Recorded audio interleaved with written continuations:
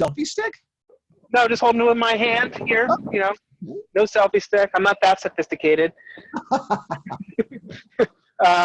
So I'm recording now. This is, just so you know, I think I mentioned this to you. I usually, all of our podcasts are done in person on a walk or a run, and then we invite the listeners to walk or run with us. Got it. We are in new times now, and so this is the first podcast that I've ever recorded not in person. Oh, wow. And I'm walking, though, as you can probably tell. Yes. Totally optional for you to be walking on your part, but I hope that whoever's listening out there puts in their headphones and comes along for the walk with us. Okay. So let's start just by introducing who you are. Introduce yourself. Okay. I'm David Hessekiel. I'm the president of a company called Cause Marketing Forum, Inc., which I started about 18, 19 years ago, and we produce the Peer-to-Peer Professional Forum Conference, as well as the Engage for Good Conference, and both of those have year-round digital information services to provide good information to people doing good stuff. And you are very much at the center of the charity universe. You've been a resource for just every charity out there. People like me trying to help charities. You're actually, want to share, you know this, but I want to share this with the people listening. You are, I think, the second person that I told about Charity Miles when I had the idea. Wow. Close. And I think I just was looking online. I was doing my research and I found you, and I emailed you, and you were gracious enough to chat with me back then. And it was 9 years ago almost, which I cannot believe. It's hard for me to imagine. But you know, because you're such, I mean, first of all, actually, we should probably start with this. And you know, you and I already spoke about this a couple days ago, but why don't we give everybody out there a little public service announcement on the coronavirus? Because you just went through it. Yes. I was determined that I was going to be as mean and lean as Gene. So, but I just could not do it. So I decided that I would become a coronavirus sufferer, and I lost 15 pounds. So no, the coronavirus diet. Exactly. But I live in what is generally a part of the world that people don't know anything about, Westchester, New York, north of the city. Turns out this is one of the epicenters of this terrible disease pandemic. And whether I got it here or on travel beforehand, March 26th, my quarantine began, and I was very lucky in the sense that it never went to becoming a respiratory problem, which is killing so many people or forcing them to be intubated and alone in the hospitals. It's just a horrible situation. But it was lousy. A lot of fever, a lot of pain, a lot of aches, and I am now working again, and just so thankful for every breath of fresh air that I'm taking. So I am grateful for it too. We were actually, for the people listening out there, I was supposed to have a call with David a few weeks ago, and he emailed me and said, sorry, I can't make it. I'm not feeling well. And I was like, oh, man. And I was just thinking about him the whole time. And when I finally got an email from him that he was through the other side, I was so relieved. So it's one of these kind of personal, we're all going to know people that are going through it, and just makes it hit home even that much more why we need to be taking these extraordinary measures right now. So grateful that you're doing okay. Thank you. And so you mentioned that you are the founder of the Peer-to-Peer Fundraising Forum. And every year you have a conference. I believe this year was in Austin, Texas. Yes. And thankfully, I think you got it in just before everything. It was amazing. Right. The world has changed in 6 weeks. We held this event, was the largest, it was our 14th, our largest one we'd ever had. About 600 to 650 people gathered from all over the world, and US and Canada, in Austin, Texas. And it was the last week of February. And at that time, people were sort of conscious there was this thing in China, particularly starting to creep into Italy, this virus, but it wasn't, we weren't talking about it as a major subject of the conference. And the week later, the world had changed. And 2 weeks later, people were realizing that they were going to have to start to postpone or cancel their spring season. Right. And oh my gosh, how life has changed since then. There is no spring season. None of those in real life, let's all get together and breathe on each other experiences are happening. And everybody is, exactly, everybody is, yeah, look at you. You're walking, are you in Brooklyn or in Manhattan? I'm in Manhattan. Yeah. I'm by Pete's Tavern.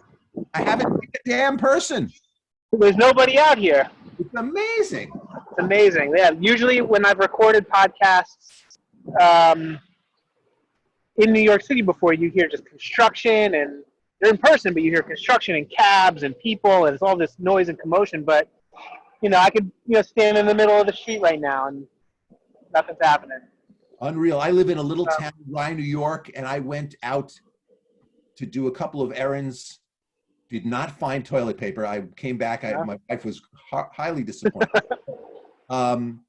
Usually in this cute little town that I live in, if you want to park, you're circling the block.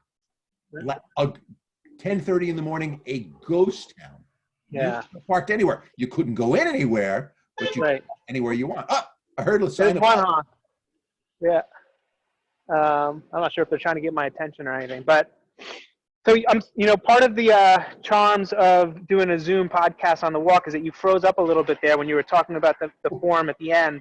But just so the peer-to-peer fundraising forum is like a conference that you have every year. You're bringing people in from all the different charities, all the major charities, smaller charities, medium charities, come in to talk about what they're doing with respect to peer-to-peer fundraising, which is the type of fundraising where, regular people like me go out and ask our friends to sponsor us for a marathon, for a walk, a bike event, host a party, a golf thing, where regular people like us are raising money. And obviously that's a key part of what Charity Miles is about, what a lot of our charity partners are about. And you were talking about how the world has changed since you had that at the end of February. I'm very curious, and I couldn't make the conference this year. I wanted to go, couldn't make the conference. What were people talking about? Like, what was the vision that people had for all the new and great things that were going to be happening in peer-to-peer fundraising? Sure. At the conference, and then hopefully we'll talk about how that may have changed. Yeah. Well, so we're in a period of transition. This group, when I started it, it was originally called, I'm not the Run, Walk, Ride Forum. Exactly. It was called the Run, Walk, Ride Fundraising Forum. And because there wasn't even the term peer-to-peer. Nobody knew what to quite call this. And even to this day, or at least until this year, the traditional walks were the overwhelming majority of the money that was being raised. Right. What's been happening and our most famous piece of research is we do something called the Top 30 report, one for the US and another one for Canada, in which we are looking at these massive events.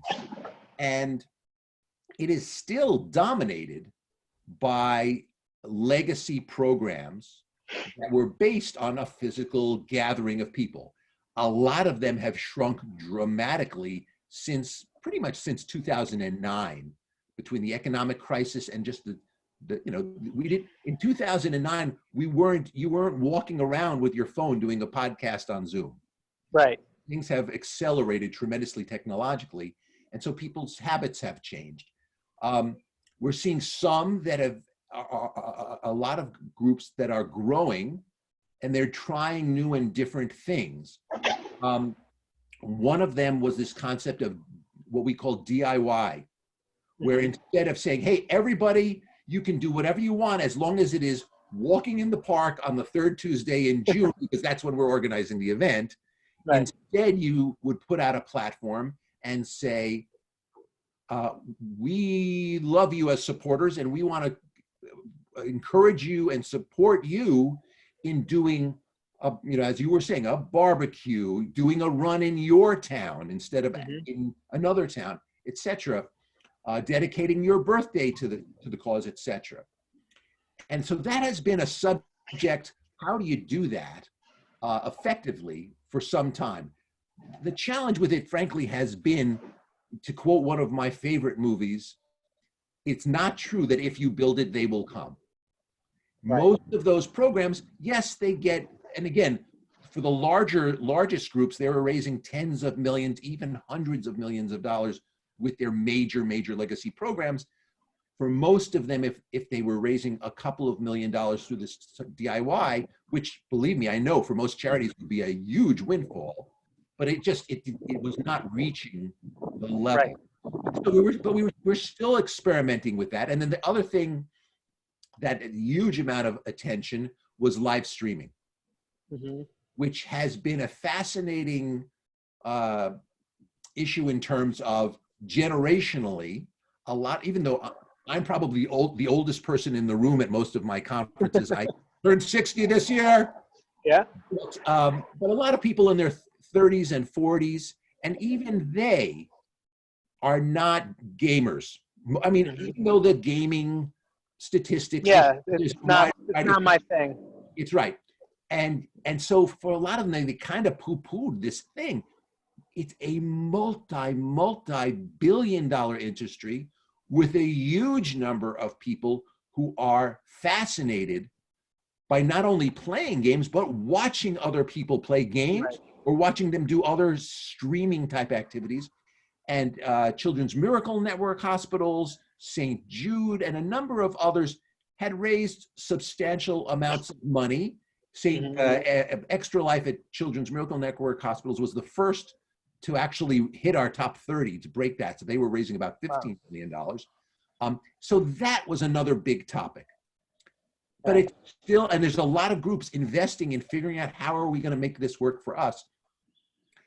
One of the huge changes now is that we cannot do, this year at least, so many of the things that we have traditionally done where we're gathering large people. What better than doing live streaming or using other forms of technology to virtualize your event? Right. And so if we were holding this event now, that would be at the only thing talking about. Exactly. Yeah, we're going to be talking with Tiltify about some of the things that they're doing on the gaming stuff. I think it's really interesting. I love that they're able to raise a lot of money for charity through anything that raises a lot of money for charity is good. But I'm also curious, like, if we're raising money for cancer, heart disease, diabetes, I don't know if we want to be encouraging people to be sitting down and playing that many video games, because that's, we got to be active. So that is ounce of prevention, pound of cure. I can't believe. Yes, I believe. I agree with you, but I think that there's a leap. I remember when I first heard about this, and I'd say, I just don't even get it. Why are people going to sit and watch other people play? And then I went, you know what? Well, we watch people play football, hockey, basketball. Yeah. I mean, sitting on the couch, downing a beer and having your chips, watching people play football is no healthier than sitting and watching people play video games. Absolutely. So, and for a lot of people, and younger people in general, it's not as if this is the only thing that they do. Right. So yes, within moderation, I think it's terrific. I don't think that these programs are designed so that they will be chaining people to their couches and they'll never be getting up again. Right. That's what I hope. I hope. But I think it's great that they're able to raise that much money. It's really incredible when you see like a gamer, is able to raise $1 million in 24 hours for Children's Miracle Network. Just incredible. So I do salute that, absolutely. So, and yeah, definitely with us, we've been seeing like a lot of charities reaching out to us that are looking to virtualize their walking and running and biking events. And, it's a big moment for us to hope to rise to that occasion. Yes. I'm curious, like, what are you seeing and hearing from the charities that you're speaking with as to how, other than like what you said about they having to change their events, how is this affecting them? And how do you think it might affect them in the future? Is this going to be like a temporary blip, or is this like a demarcation point where this is? If we knew whether this was a temporary blip, you and I would go invest in one way or the other, and we'd be able to retire right now, which of course I know you'll never retire because you love what you do. But there's a few things that I've noted. One is we are producing the airplane while it's flying. This is so fast. Over the course of March, we did a lot of work on this, and I was even doing it from my sickbed until I completely fell apart. And we would be having conversations with major charities, and they would be telling us about what they were doing, which was based on a conversation they might have had 15 minutes before, and there was absolutely no evidence of it on their website because they were, working in real time and trying to catch up. So first of all, if you all are feeling like, oh my God, we are just constantly chasing the rabbit around the track and not getting anywhere, it's unbelievable what we're all being asked to do in terms of change management, and literally producing the stuff. And I know your team is working overtime to make this happen. So that's one thing that I've seen, which is that people in organizations are not being misleading, but they've got to keep up some enthusiasm and support, but often they have to be talking about what's coming. Right. The other thing that as things are starting to truly emerge, that some programs are better formed, what we're really finding is although the scenario has changed and the technology that we're using has changed and the way that what we're asking people to do has changed, some basic principles of fundraising and peer-to-peer fundraising remain true.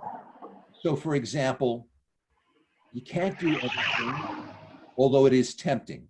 And in fact, one of the great disciplines that was always being repeated as we were talking with people at peer-to-peer in the past was, you've got to focus on your best fundraisers, on your best supporters.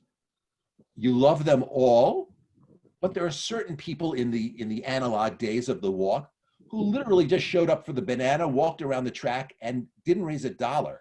And they may be wonderful people and good to have the support of members of your community, but if you've got limited time and resources, you've got to spend extra time on going after those people either from experience will give or lead or do, or that because they fit a certain profile that you've realized they're worth your chips. And a great example of that was the Pancreatic Cancer Action Network, which is, they're using the slogan, their color is purple. So they're saying, purple is the new black. It's the new hot thing. But a lot of what they're doing is really upping their relationship with their best supporters.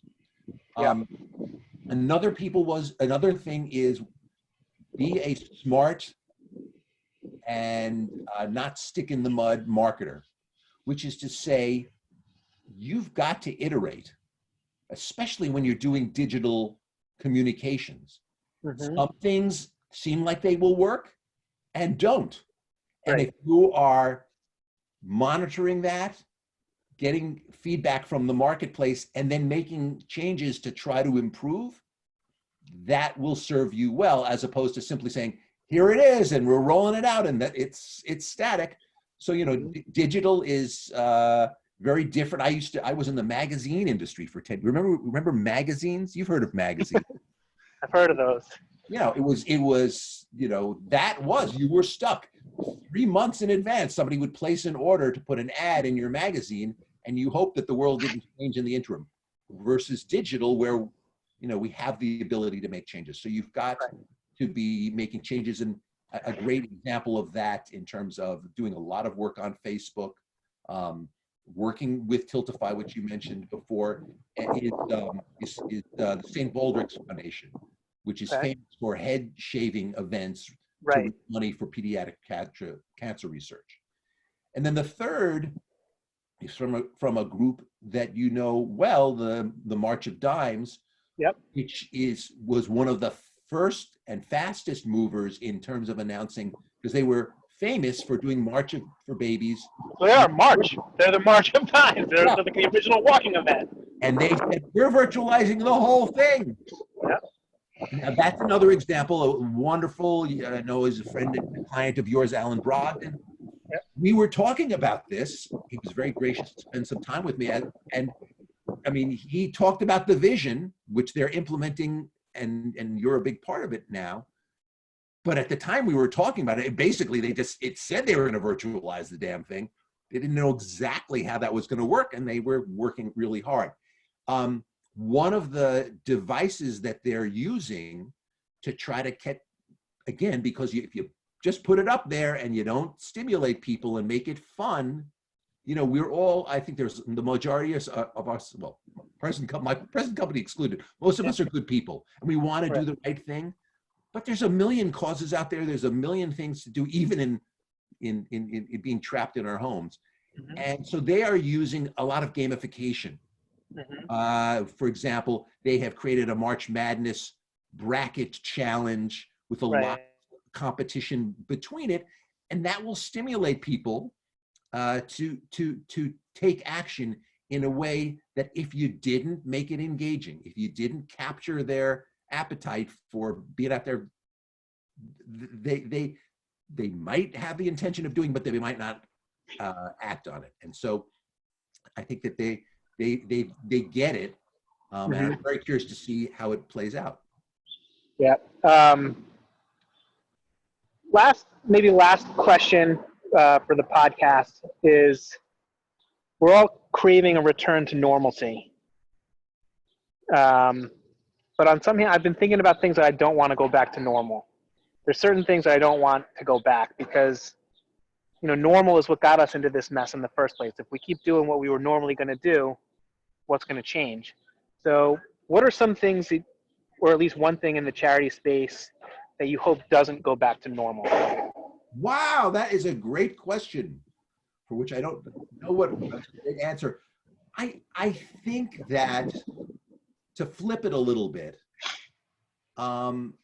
this horrible situation, if there is a silver lining to this cloud, it is that it has accelerated certain processes, certain movements in terms of embracing live streaming, in terms of a more individualized or DIY orientation that a lot of groups had paid service to, but really weren't there, and for good reason. It's you know, when you've got a successful program that is raising a lot of money in a more analog way, it's a drug, and it's very hard to say, well, I'm going to really put a lot of resources to get doing something else and get very little return. I do hope we're going to be able to gather together and do things together. There's community that is very different from all being by ourselves. But on the other hand, we are now, I think, going to be building the infrastructure where this kind of relationship with supporters will become more important, more central, and we won't, we will continue to grow it. All right, well, thank you very much. And then actually maybe one last thing real quick, which I forgot to ask. The people who are listening to this podcast don't just work for charities. Most of the people who are listening to this are supporters of charities. So what would you say, what do you wish that they knew and understood about the charity so that they can best help the organizations that they love and support?